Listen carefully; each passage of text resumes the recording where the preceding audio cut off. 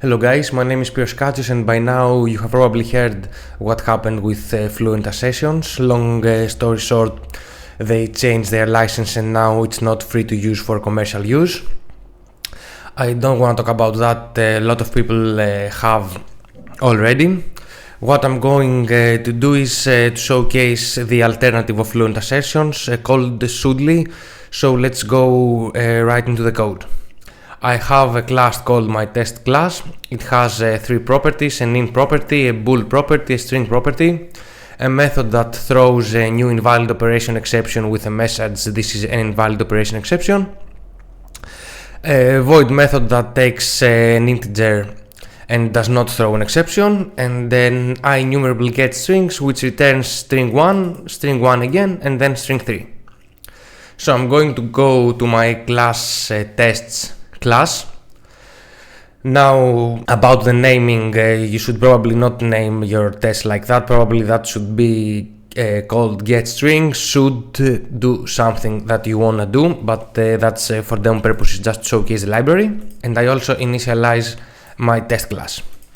So the first method is getString. So let's get the strings. So I'm going to say var strings equals with my test class dot get strings.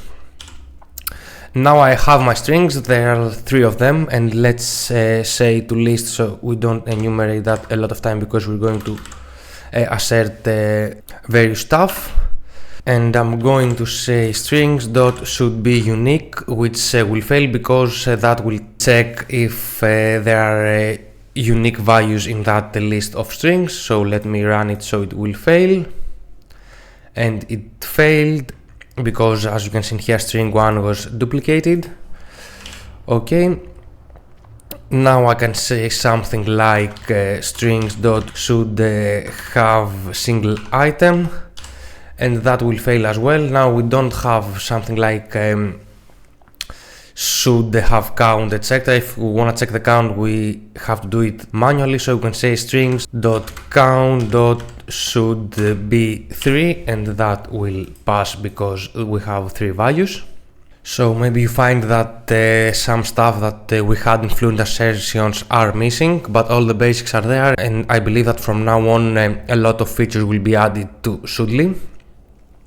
So let's continue. I can say something like strings dot should contain and pass, let's say, string 1, and that will pass 2. Now let's go to satisfy all. So in here I could say something like my test class dot int property dot should be 1, and that will pass. And I can check the other values as well, or I can do something like my test class dot should satisfy all conditions, and then I can say that the bool property should be true, and that the string property should be, I believe it was ABC. Let's see if that will pass. And it will. We can do in strings, for example, something like should start with, and let's say A, and that will pass as well.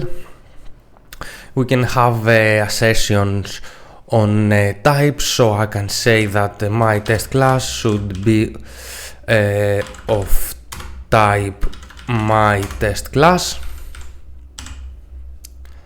and that will pass as well. Now I can check for an exception, so I can say var action equals with let's say my test class dot throws exception, and now I can say should and then throw, specify the type of the exception if I want to, so let's say invalid operation exception, and pass the action, and I can also specify the message, so message dot should be something. That will fail because the message is not what the exception message is, so you can see that says the message should have been AA, but there was this invalid operation exception. So if I'm going to copy this, or actually let's remove that, because that will pass as well, because we don't specify a message that we expect. Okay, let's check now the function that does not throw an exception. So let's say var func, and it was my test class does not throw exception, and let's pass a value, let's say 2. And now we can say should dot not throw, and pass the func, and that will pass as well.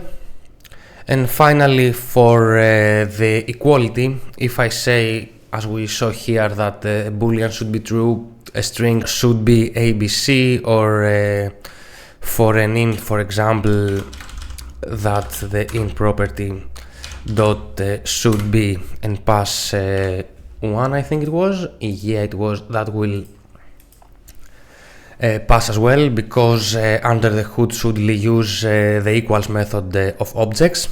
So if I was going to do something like have another class, let's say var my test class again equals with new my test class, and say my test class dot should be my test class again, that will fail because it will check using the equals method, so it will check by reference.